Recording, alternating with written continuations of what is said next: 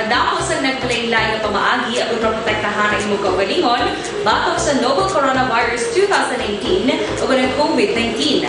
Isa sa mga pinaka-importante ang regular, safe, and effective hand hygiene gamit ang habon kag tubig o ng alcohol-based hand rub.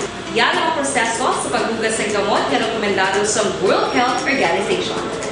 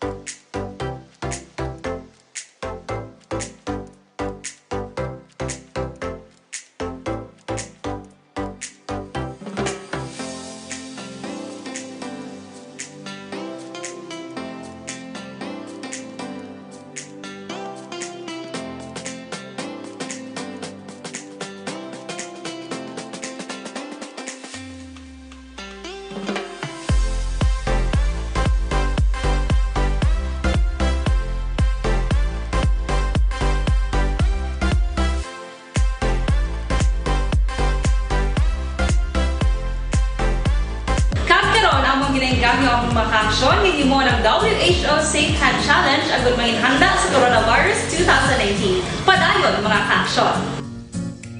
Aksyon! Radio!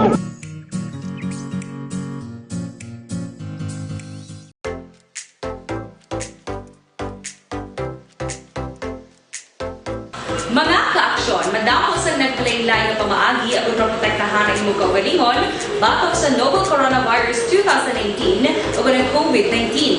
Isa sa mga pinaka-importante ang regular, safe, and effective hand hygiene gamit ang habon kag tubig o ng alcohol-based hand rub.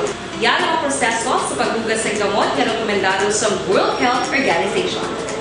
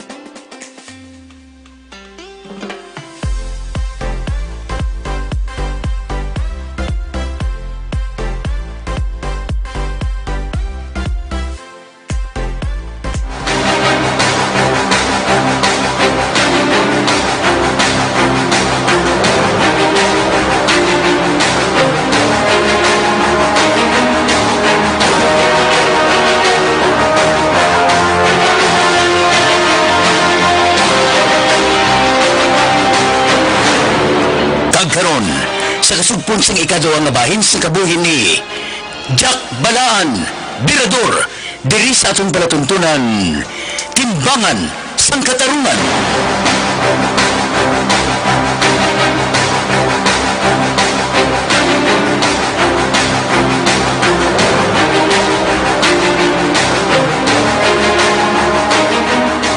Jack, may clearance na halin sa ibabaw. Pwede ta na projecon si Major Belpes. Sir. Aring data. Nagpatigayon ng babaw sa investigasyon parte kay Major Belbes. Kagaring resulta, nadugay na galing involved sa illegal drugs activities si Major. Kagtatlo sa iya mga tao sa ila unit ang involved man. Ninja Cup ang panawag sa ila, Jack. Oo. Sa una, ang diskarte nila, ang mga dinakpan nila nga druga, gina-recycle nila. Gamay lang ang himuon nila nga ebidensya sa korte. Pero madamo ang nakuha nila sa raid o kon by bust operation. Kaginabalik nila sa merkado. Ginapabaligya niya sa iya mga higot nga puser. Amo pala, sir. Ang gin-by bust nila o kon gin-raid, ila istoryahon.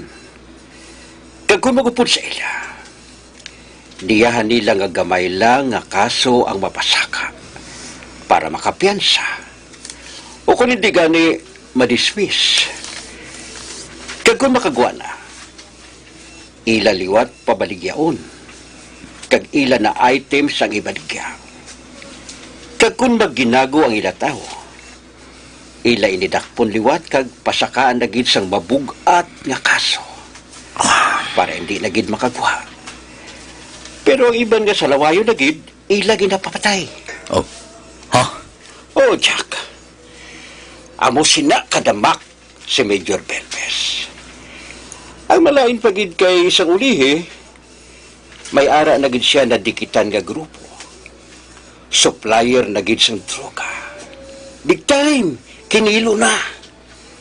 Nagabulig na siya duso gamit ang iya mga tinawo. Wala sa nagatandog nga iban sa iya mga tawo tungod protektado niya ini. Anong nga grupo ang nadikitan niya, Major? Amo pa ina ang ginpausisa sa ibabaw. Kay sinuuli, dawgol pilang nadula ang grupo kag naguntak. Mhm. Base kung kingkulbaan. Tungod mainit subong kayo ang kampanya kontra illegal nga druga. Ano pa naglagilo? Wala may balang kung anong nga grupo, sir? Wala madala ang ngalan ni Mr. Nino Gomez? Nagatabid ang iyang ngalan, Jack. Pero subject for confirmation pa. May nagtimbri sa akon, sir. Grupo gid ni Mr. Gomez ang ginadikitan ni Major Belbes. Wala madala ang ngalan ni Mr. Gomez sa drug personality, Jack. Siya buo ang transaksyon ni Mr. Gomez, sir. Front lang niya ang pamaligya sang mga sarakyan kag parenta sa mga building, pero matuod, illegal drugs gid ang ilang negosyo. Kag may nakuha man ako nga impormasyon nga mabugat ang grupo ni Mr. Nino Gomez. Hold up, kag kidnap o ransom ang lakat nila. Ha? Saan din mo yun na nakuha ka impormasyon, Jack? Isa-isa ka masaligan nga tao nga nagkakilala sa ila. Amo bala? Kag basko gid ang nagagwa ng impormasyon sa nga ang grupo ni Mr. Nino Gomez ang nagbira sang una sa inyo nga napatay ang ano mo ka mga tao. Ha? Oo, sir. Ipa-verify lang palihog. Kagamoy lang impormasyon nga nakalabot sa akon. Ho, Jack. Obrahan ko yung nasang report kag isubmit sa ibabaw para mapatrabaho ni sir sa iyong mga tinawo. Oo, sir. Pero laban na sa sigurado, sir. Oo, gani, sir. Anong plano mo para kay Major Belbes? Depende sa aton, Jack. Kung may diyan natin siya nga ibaybast, planteran natin siya para madalman siya ng kaso. O kung likidaro na lang siya para mauntat na siya sa iya katuntuhan. Depende na sa aton, Jack. Ikaw galing makadesisyon sila, sir. Jack, Desisyon niya. O brown ta? daw naluyo man ako sa iya, Jack. Ha? Oo, Jack. Kung nakasalagid man siya. Ato ba ako niya sa husgado, eh? Pero inang patyon git siya. Daw hindi ko mabatas, Jack. Major, Hindi pala, Jack. may punto ka man dira. Pero depende naman sa natungtan.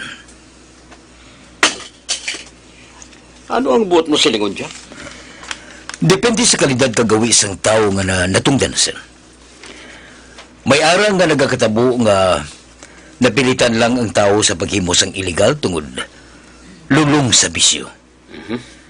Kag kung matapna na siya, may tsansa nga magbago na siya. Ganito wala sang rason nga patsyon kit. Pero laing nga klase ining iya ni Major Wilbeser. Gintutukan na gid niya ang amusin nga transaksyon. Gingamit na gid niya sa iyang pangabuhi. Kag delikado na siya nga taho, sir. Kita mo? Nagapamatay na sila. Jack, Ginpatay niya nga asset mo.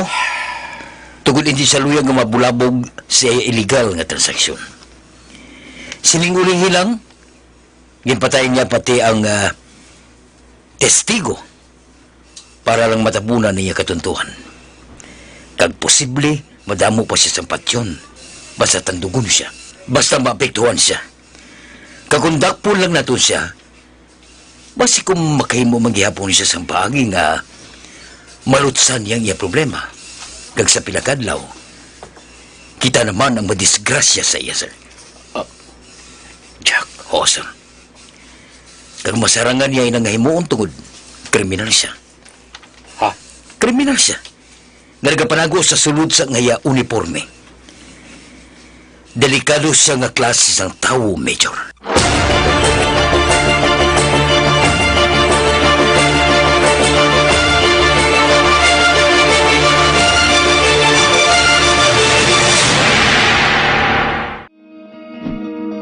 Para labanan ang banta ng COVID-19 sa ating bansa, mahalaga ang kooperasyon ng bawat isa. Ang pananatili sa loob ng bahay ay isa sa pinakasimple pero pinaka-epektibong paraan para hindi kumalat ang virus. Kunwari, ikaw ang tuldok na ito. Malusog ka at malakas. Lumabas ka ng bahay. Ang hindi mo alam, may nakasalamuha ka ng may COVID-19. Tandaan, mahirap malaman kung sino ang may virus, pero madali itong maipasa sa iba. Pwedeng naipasa na pala niya ang virus sa iyo nung umubo siya o bumahing. O baka naman ay nahawa na dahil humawa kayo sa parehong bagay na kontaminado. Ngayon ay mayroon ka na ring COVID-19. Isa ka ng carrier na makakahawa sa iba. Dahil maaaring ilang araw pa bago lumitaw ang sintomas na ubo, sipon, hirap sa paghinga at lagnat. Pwede ring wala kang nararamdamang sintomas, ngunit nakakahawa ka pa rin. Pag-uwi mo sa bahay, maaari mong mahawahan ang iyong pamilya. Kasama na rito ang lolo at lola mo o ang mga magulang mo na may edad. Sila ang may pinakamahina na depensa laban sa virus. Ang mga may sakit sa puso, diabetes, high blood, at iba pang pre-existing conditions at mga buntis, mahina ang panlaban sa COVID-19. Kapag na-infect ang taong mahina ang immune system, posibleng magkaroon siya ng malalang karamdaman at kailanganing dalhin sa ospital. Sa patuloy na paglabas ng bahay at pagpunta sa pampublikong lugar, tinatayang maaari kang makahawa ng 3 pang tao at sila makakahawa ng mas marami pang iba. 20% ng mga nahawa ay maaaring maospital at dadami ng dadami ito habang mas kumakalat pa ang virus. Bukod sa dumaraming COVID-19 patients, marami pang ibang may sakit ang nasa mga pagamutan. Ang mga pasyenteng malubhang-malubha na ang karamdaman, hindi na maaasikaso. Wala ring lugar para sa mga pasyenteng may ibang karamdaman. Kaya nating iwasan ang patuloy na pagkalat ng COVID-19 kung iisipin natin ang kapakanan ng iba. Kailangan nating isipin at kumilos na parang bitbit na natin ang virus para hindi ito kumalat pa sa iba. Sundin ang social distancing. At hanggat maaari, manatili sa loob ng bahay. Kung talagang kinakailangang lumabas, panatilihin ang 1 metrong layo sa ibang tao. Maging malinis din sa katawan at sa kapaligiran. Parating maghugas ng kamay gamit ang sabon at tubig. At i-disinfect ang mga bagay na madalas hinahawakan. Ang mahalaga, mapabagal natin ang pagkalat ng COVID-19. Para mas kakaunti ang mga kailangang magpa-ospital at mabawasan ang mga Pilipinong magkakasama.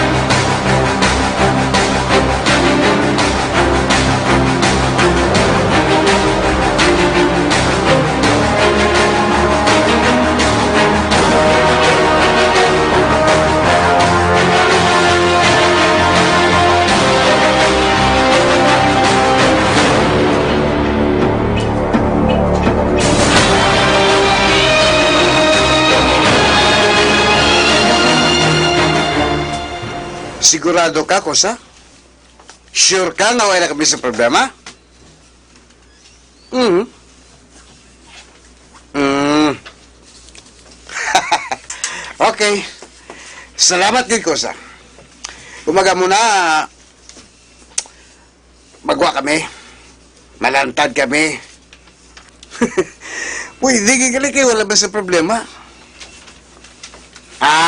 May kontak ka ba gali sa sulag? Ati, okay. Okay, gina. Okay, gina. Salamat. Salamat, Kosa. Pero ito na, ang parte mo galayara na. Oo. Pati sa upod mo man Kula ko yung maglakat, patas ang partihanay ko sa. Ako pa. Kilala mo kuya halin sa una pa. Basta prangkahanay lang, ang partidahay, patas na yan. Hindi ako yung tuso nga klase ng tao. Ginahatag ko yung para kay Pedro. Ang para kay Juan, para kay Juan. Ang para kay Jose, ginayama to pa. Para lang smooth na nga ito transaksyon, di ba?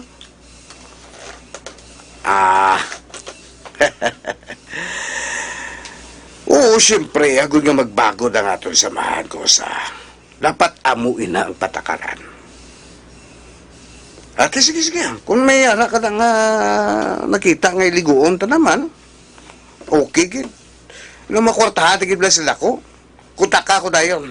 Para nga maistoryahan tayo na Ate, sige. Sige, Kosa. Okay. Salamat. Bye. Ate, ano ko na, boss? Okay, gid, Masyong. Abaw, Mayo. May go signal na kontak ko. Wala problema. Pwede, kaya ka palayag. Yeah? Maaga mo ni, pwede kaya ka balik sa Iloilo. Okay, boss. Nidlang ako sa bahay, Masyong. Ate, ano ang plano mo, boss? Ha? Kung takon mo, siyempre, kilala ko to sa Iloilo, Ha? Makuha naman sa uyab. Sige, Liao. Dispat sa ronda na to, laya na to, Sige, Wala eh? to pulos, Ngita naman tayo sa medyo malabas, Paskaman ba la? Ate, damo to bayo, boss. Preparar ka kay mapailuilo kita. Okay. Mapas na lang sa lerolin kay Jerry dito.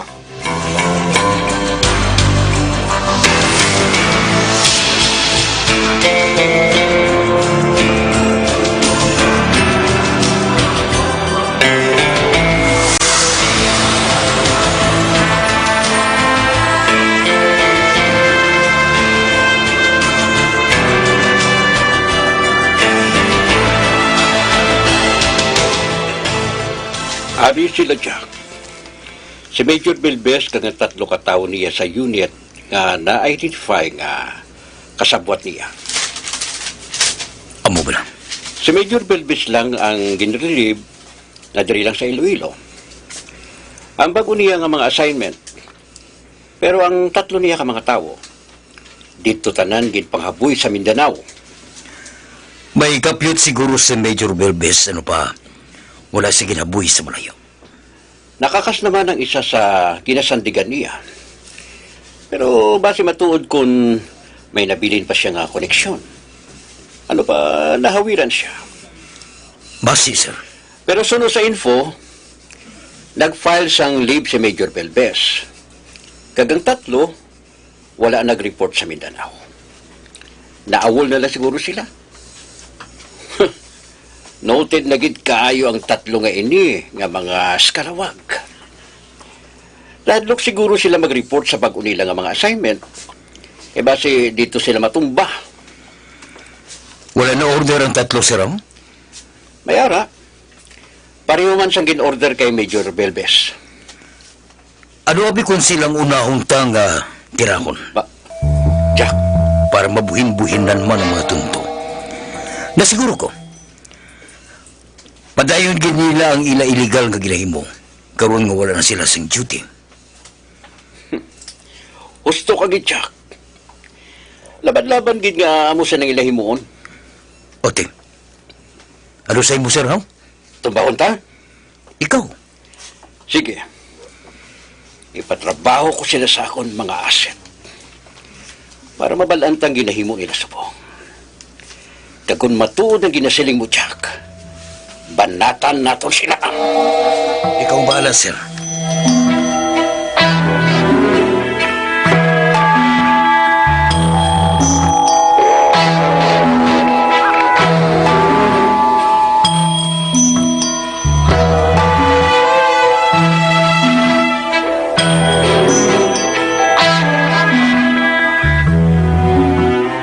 Ha?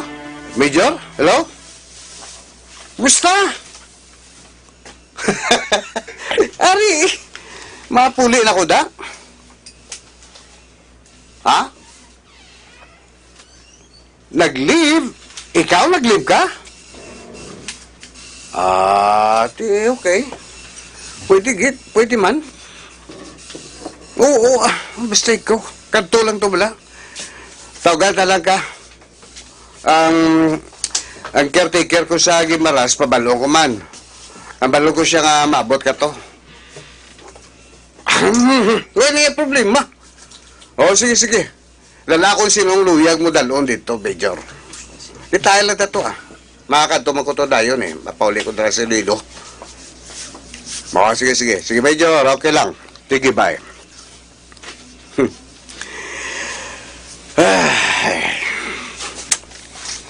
Babakasyon si Major Belbes dito sa balay ko sa Gimaras. Ginakulbaan na sigurong tumboy. Nag-nervyusa.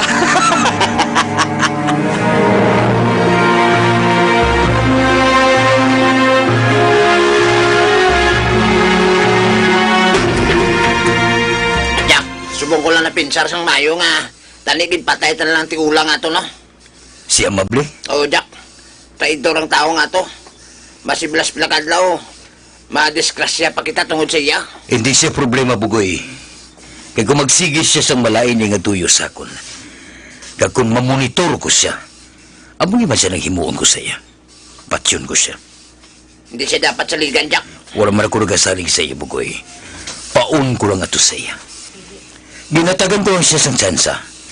Pero kung hindi siya maguntat, mahapos lang siya igoon.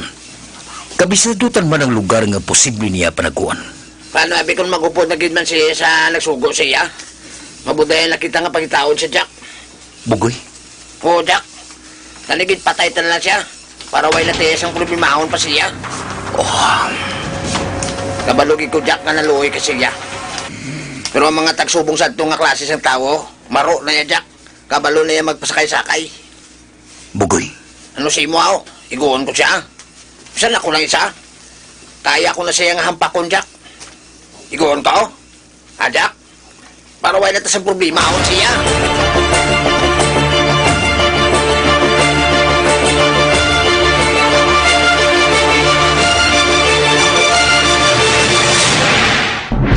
Ikalat ang totoo, mga dapat alam mo na sa COVID-19.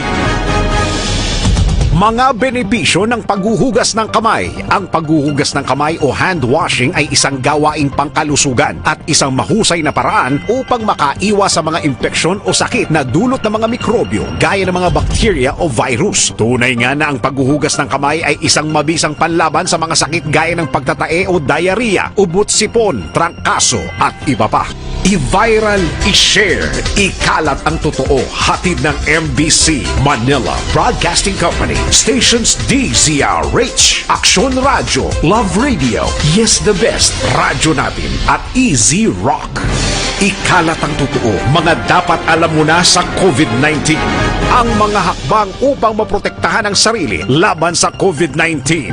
Ang mga payong ito ay maaring sundin ng lahat, ngunit napakahalaga ng mga ito kung ikaw ay nakatira sa lugar na may COVID-19. Hugasan ng madalas ang inyong mga kamay, iwasan ang paghawak sa iyong mga mata, ilong at bibig, takpan ang iyong bibig, pag-uubo at babahing, iwasan ang matatao na lugar at malapit na pakikipagsalamuha sa taong may lagnat o ubo. Manatili sa bahay kung ikaw ay may sakit, kung ikaw ay may lagnat, ubo at hirap sa paghinga, magpakonsulta agad, ngunit tawagan muna ang doktor o ospital. Kumuha ng impormasyon sa mapagkakatiwalaang otoridad. I-viral, i-share, ikalat ang totoo. Hatid ng MBC Manila Broadcasting Company. Stations DZRH, Aksyon Radio, Love Radio, Yes the Best, Radyo Natin at Easy Rock. Ikalat ang totoo, mga dapat alam mo na sa COVID-19. Ano ang social distancing? Ang social distancing ay tumutukoy sa pag-iwas sa mga matataong lugar at pagpapanatili ng 2 metrong distansya mula sa ibang tao kung maaari. Isa ito sa mga paraan upang maiwasan ang pagkalat at pagkahawa sa COVID-19. I-viral, i-share, ikalat ang totoo. Hatid ng MBC Manila Broadcasting Company. Stations DZRH, Aksyon Radio, Love Radio, Yes the Best, Radyo Natin at Easy Rock. Ikalat ang totoo, mga dapat alam mo na sa COVID-19. Halimbawa ng mga sitwasyon kung saan kinakailangan sundin ang social distancing, pagbiyahe gamit ang pampublikong transportasyon, pagpasok sa mga public office tulad ng post office, bangko at grocery store, pakikipag-socialize sa mga public settings o pag-attend sa mga kaganapang dadaluhan ng maraming tao. I-viral, i-share, ikalat ang totoo. Hatid ng MBC Manila Broadcasting Company. Station. Mga abiyan, sundan ninyo sa pagbamati ang ikaduhang nga bahin sa kabuhi ni Jack Balaan. Diri sa atong palatuntunan, Timbangan sang Katarunan. Ginsulat ni Nonoy de la Cruz, isa paginti produksyon sang DYEZ sa Bacolod. Aksyon Radio.